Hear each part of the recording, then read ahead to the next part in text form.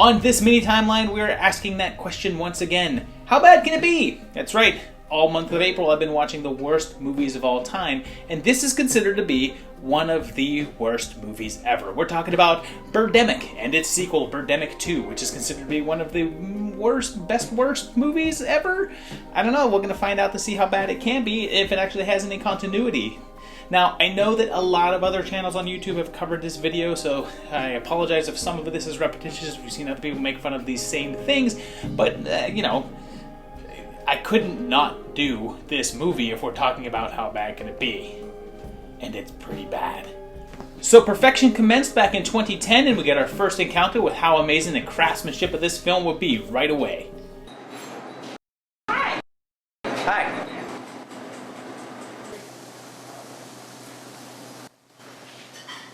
Here is the menu. Thank you.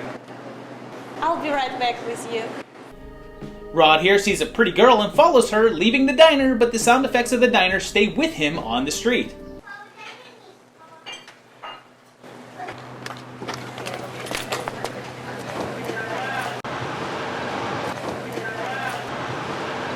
The two of them have a conversation that two human beings would have, because this is how people talk. So, what do you do? I'm a fashion model. And a beautiful one, too. Thanks. And they exchange numbers. We follow Rod's daily life.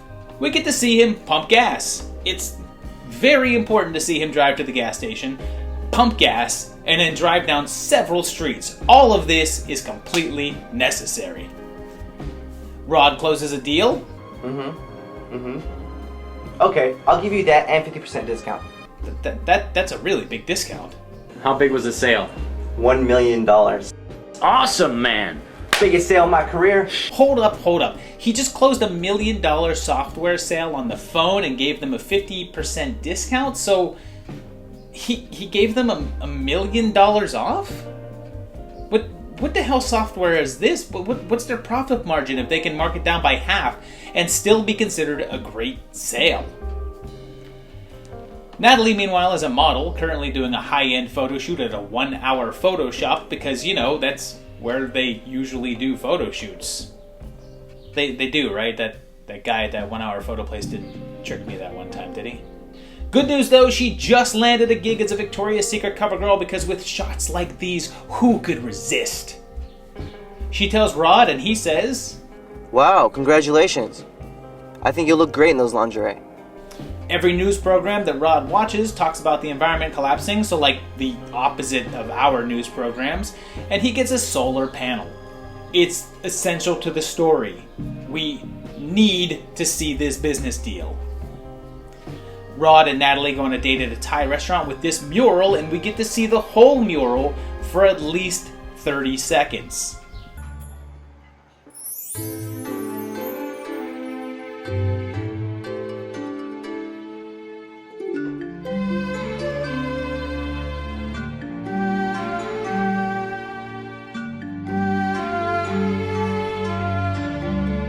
And then they see these magnificent birds. These are real birds. I mean, can't you see? I mean, it's like they just drew them in there. At the end of the night... Can't I come in? Not on the first date. I'm not that kind of girl. Nice try, Rod. So Natalie goes to see her mom and recaps the events of the movie for her, in case you just weren't paying attention. He's interested in what I have to say instead of trying to get something from me, so he's great. I think you'll look great in those lingerie. Can't I come in? Okay, thumbs up, Mom. Keep it up. Just keep it up. Okay. Natalie's friend Mai has some, I guess, interesting tastes in posters. Like, this is just up on her wall. No design, nothing, just a slogan and a website. We then find out that Rod's company is sold for $1 billion, so everyone claps for an hour.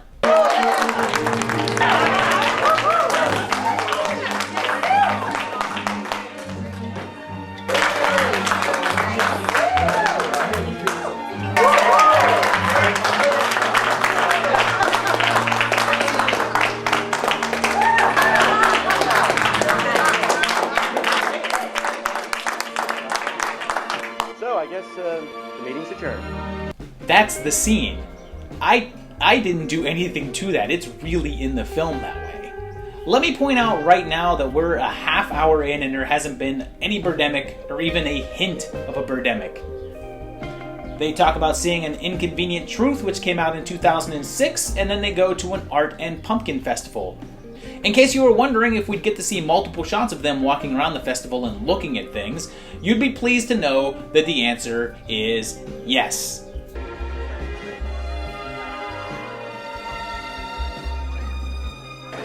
Oh, lovers on the moon.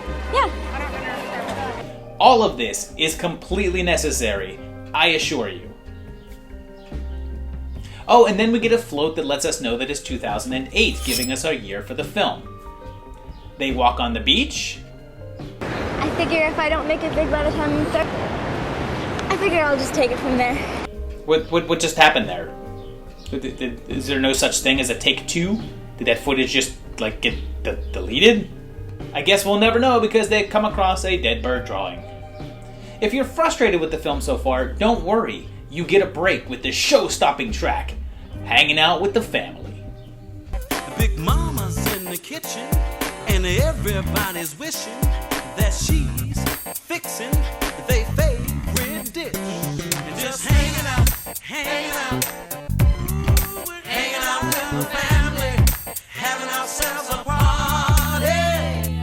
Next, the two finally seal the deal, and it's not awkward at all. Then, literally with zero build-up, surprise, full-on bird attack.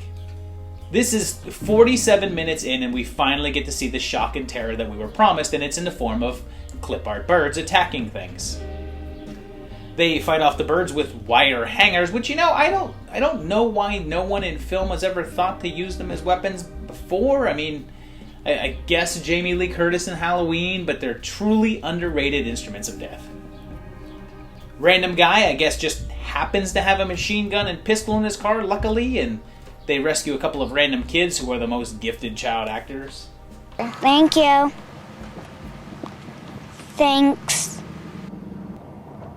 Thank you. They run into this random old man who's just standing on a bridge during a Birdemic, while meanwhile, people are just strolling around on a beach behind them.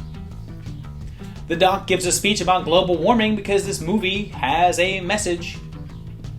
They find a bunch of people in a bus and Gun Guy drags them out to save them, but they don't want to go with them. And then they're all killed by the bird's acidic vomit. Way to go, Gun Guy. Way to go. They stop at a store that's just open and the cashier is just chilling. I guess he must be an essential worker. He can't sell cigarettes to you if you were born after 1990, confirming our 2008 date again. And he says that all the phones are dead, but I guess the credit card machine is working. But this guy tries to steal their gas. He's killed by a bird because it flew by and I guess it just sliced his neck or something. Rod leaves the gas and the guy's gun behind even though there's no birds around, and then they meet this tree hugger guy. He doesn't seem concerned about birds because he says the birds aren't after people in the forest, only civilization because global warming, because message. Somehow the forest is on fire, not one big fire, but 20 little fires all spread out. So I'm not quite sure how they all started. Who started this fire in the first place? The birds? They run into their friends dead on the road, and Mai had that poster made into a t-shirt because she loved that slogan so much. Literally, they just run into them at complete random. They go to a nearby beach, and Rod just cooks a fish. No cleaning, scaling, gutting, nothing, just cooks it. The birds attack and then they just leave. They just fly away and Rod and Natalie decide that it's all over. I don't know how they know that it's the end and it's not just the birds going away again and then attacking a little later like they've done all throughout the movie, but somehow they just know that it's all over.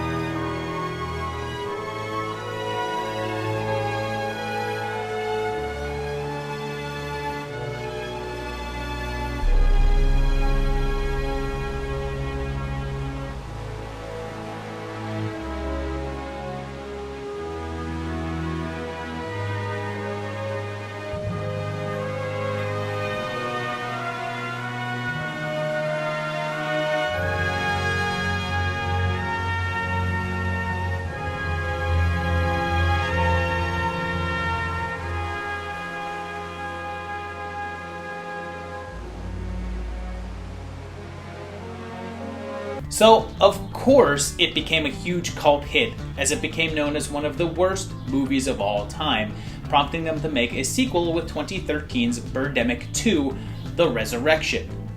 We're in Hollywood now, and holy crap! Whoa! Okay, I did not know this until I watched it. But I'm a part of this movie. This guy walks by this theater, and the marquee is promoting the world premiere of The Complex on January 28th, and that's my movie. This is the theater we did our premiere at on Hollywood Boulevard in 2012. Here's my pictures from the event. By the way, if you haven't watched my feature-length film, it is available to watch on the channel, so go check it out if you want some brain blasting. And by the way, this is actual proof that I made a movie that played on Hollywood Boulevard. So I guess that means that we're in 2012, 4 years later, as that's when that movie premiered. Bill here picks up Gloria with these smooth pickup lines. Yes. This may be a coincidence, but you remind me of someone I used to know. Really? What a coincidence. You wouldn't mind telling me who you are. And then he literally just eyes up her body. He's a director and asks her to audition, because that's how that works outside of fake sleazeball casting couch situations, sure. Rod and Natalie appear, and they're still together, although she looks at him like he's a creep. I think you'll look great in those lingerie. Rod agrees to bankroll Bill's new movie as long as Natalie can be in it, as well as his adopted son, because I guess they just kept those two kids?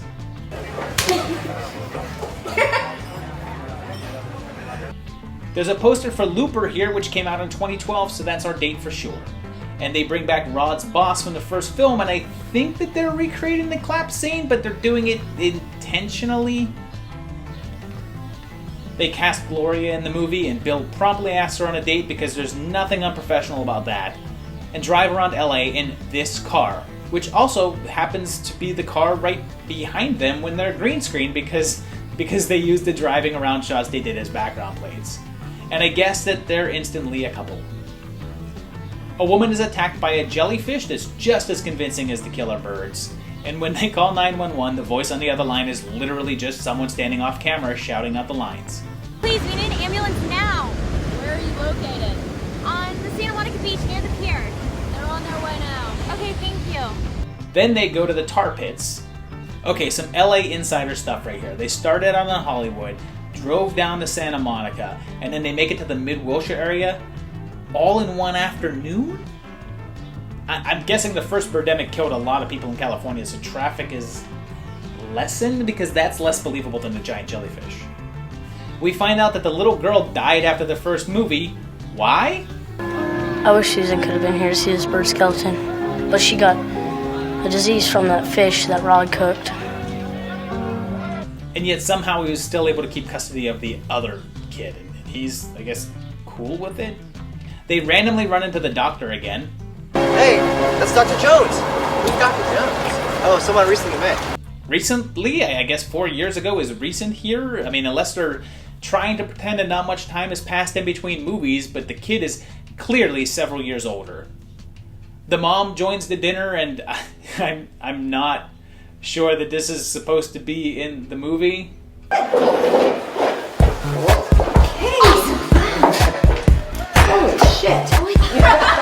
We're all saying the same thing, lady. Damian Carter returns with a new song called Star Bright that sadly is no hanging out with the family. And how are all of these people who used to be in Northern California all now magically in Los Angeles? And what's with this guy's dance moves right here? What's with everyone's dance moves? This is all looks like a mayo sandwich on white bread. There's another extremely awkward love scene, and again, this is a director who is sleeping with his recently cast lead actress, and nothing sleazy here. And oh, whoops! Is this the sound guy and lighting equipment, or is Bill just into kinkier stuff than we had previously thought?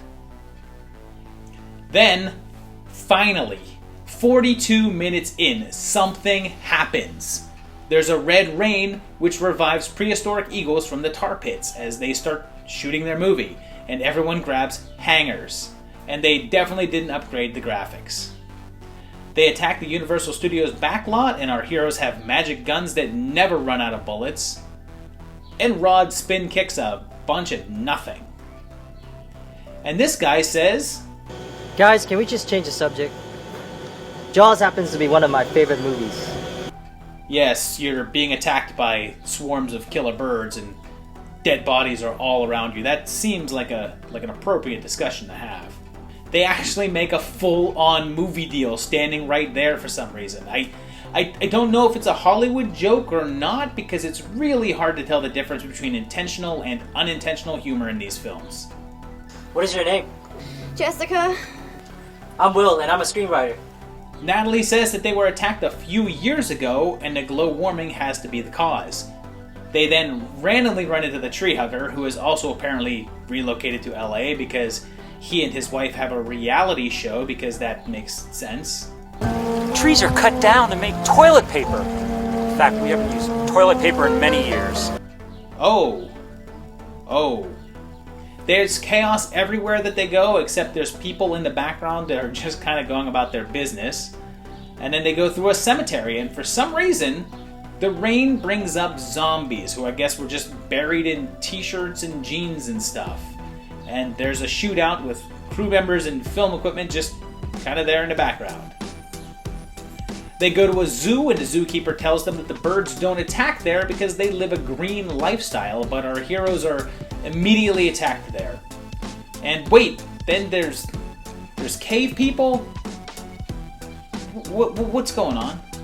I guess they were also let loose from the tar, and they immediately attack. And then while running, they find a magical Pepsi machine that only puts out a Coke and a Coke Zero, and then magically change to 4 A&W root beers, and then change back to Cokes and Sprites. And then they kill Will the screenwriter. I'm Will, and I'm a screenwriter. After doing this, they hover in front of the Hollywood sign for... It's a really long time. I'm gonna time it. 90 seconds of them just floating there before the credits roll. And there's no indication why they go away again, but I'm just blaming Will. As soon as he died, they left, so maybe it's his fault. There was an attempt to make a third film called Birdemic 3 Sea Eagle, although it didn't happen since its fundraising campaign, which hoped to raise $500,000, only reached $596. So there you have it, it's 2 movies. Are they movies? I guess they're movies. They are widely considered to be some of the worst movies of all time, and that is a pretty accurate statement. The first one is actually very fun to watch because as you're watching it, you can't help but laugh at just how ridiculous it is, and just how every single decision that someone could make in terms of filmmaking is wrong.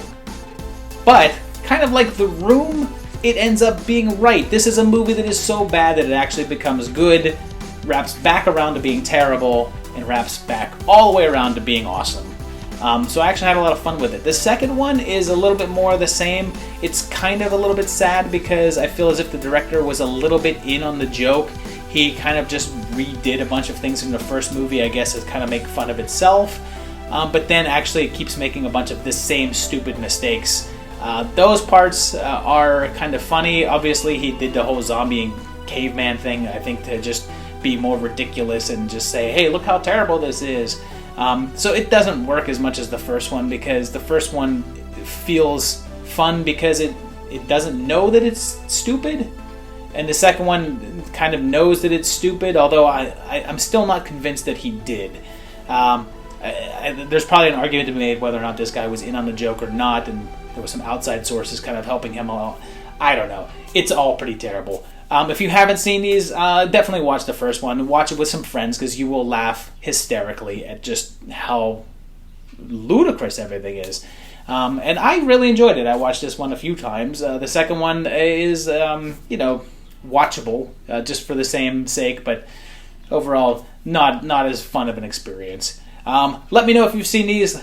Let me know down below what you think. I've spent a long time talking about only 2 movies. I've talked about 2 movies right now, more than I talk about usually a series of 6 or 7 movies. So I don't know what to say. I guess this brings out the verbose part in me.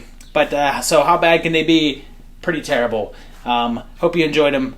check out my patrons over here, like, subscribe, do all that good stuff, and I'll see you in a very short period of time for another great video. Thanks, guys. Bye.